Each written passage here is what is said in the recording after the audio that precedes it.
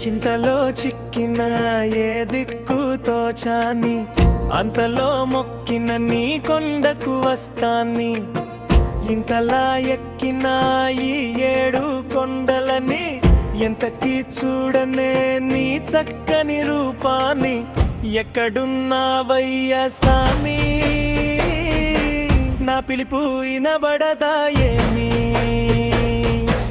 ఎక్కడున్నావయ్యా సామి, నా పిలుపు రానంటావా నేను ఊరుకుంటానా? అమ్మ కడకు పోతాను, అక్కడ కూర్చుంటాను. అర్ధరాత్రి రవగానే అలిసిపోయి వస్తావు, అప్పుడు పట్టుకుంటాను.